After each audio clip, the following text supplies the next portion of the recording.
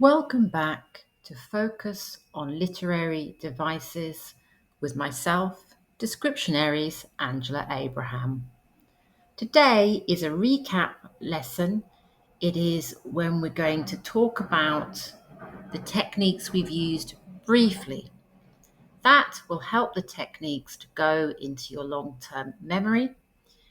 And I will pause after saying each technique name so that if you want to, you can pause the video and give your own answer before playing my response. You do not have to repeat the definition or my explanation word for word. So long as you are getting the gist of it right, then that is okay. All right, let's first start with the pause and play version if you want to do it that way. After that, I will give a little bit of advice regarding writing and the use of artificial intelligence. And then that will conclude really this first series of focus on literary devices. And after that point, we will move on to talk about more than one literary device in each episode. Right. Imagery. Imagery is the five senses plus your emotions.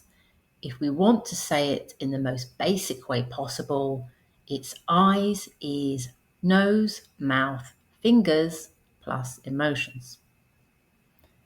Word choices. Word choices impact the mood, rather like decorating a room with happy things or scary things changes the mood of that room. The words we choose can have that impact through literal or figurative meanings and also through puns or homonyms. They can also impact the mood if they have strong emotional connections. Symbolism. Symbolism is related to the language of dreams and really anchored in the way that our brains work. Light, for an example, is a symbol of goodness. Storms are a symbol of trouble. We can modify the symbol depending on how we treat it within the paragraph. For example, dawn is rising light and therefore symbolizes rising goodness. Sunset, twilight is failing light and therefore can symbolize a failing of goodness and a rising of evil. Metaphor. Metaphors are when we say two dissimilar things are the same to make a conceptual point. Some examples are Shakespeare's Love is a Rose or My pen is a highway. Love is a Rose symbolizes the connection between love as an emotion and the rose as a symbol of romance. A rose buds and love is an emotion that buds. A rose grows, love grows. A rose is beautifully aromatic. Love has a beautiful emotional fragrance that is felt positively by others. Love can die. Roses die. The rose has thorns. Love can hurt. So by saying love is a rose, Shakespeare was making quite a large conceptual point. In my metaphor, my pen is a highway. The pen can symbolize knowledge and creativity. The highway symbolizes forward journey in life in a non-elitist way. On a highway, you choose your own destination so the grander conceptual point is that through my writing, I seek to enable others to take the journey of their choice to the destination of their own choice, and that it's something for everybody. Because there is a conceptual point, it is a metaphor.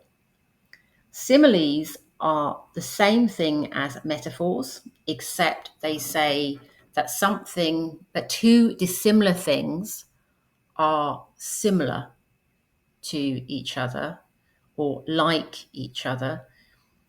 So if Shakespeare has said love is like a rose, or love is as the roses, that's the roses, oh my gosh, love is as a rose, then he would have been using a simile. All right. Onomatopoeia, plop, ping, zip, crunch, drip, drip, drip, tap, tap, tap, bang, boom. Words that sound like their meaning. All right, enough said on that. Personification is when you talk about a non-living thing as if it is a person and can think and plan things and have emotions. The wind was mischievous that day. It blew around the field, tickling the lambs.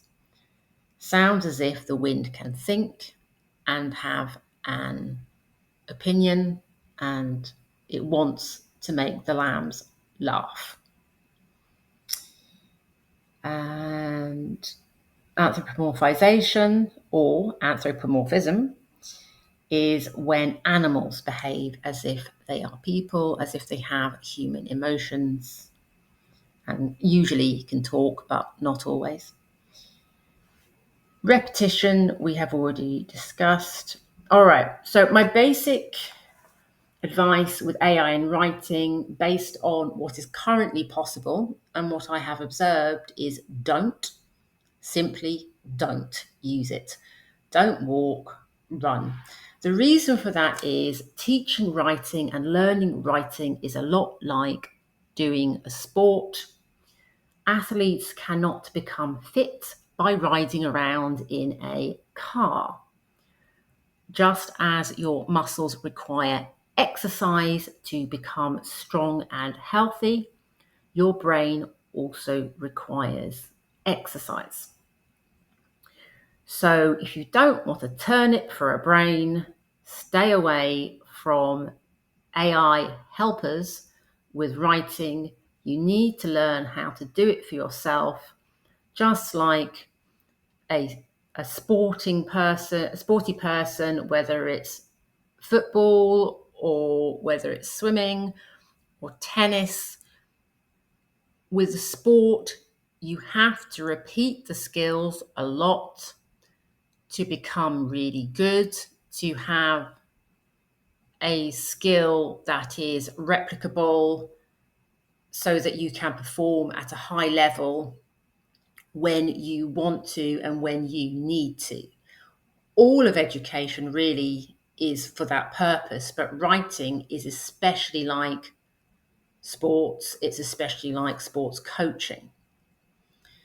So there may come a time when that's not the case, when there are AI models that can enhance brain activity.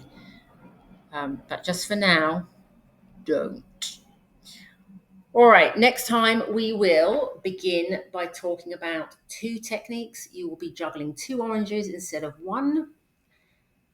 All right, I hope you've enjoyed this episode. I hope you have a wonderful week. And until next time, bye-bye.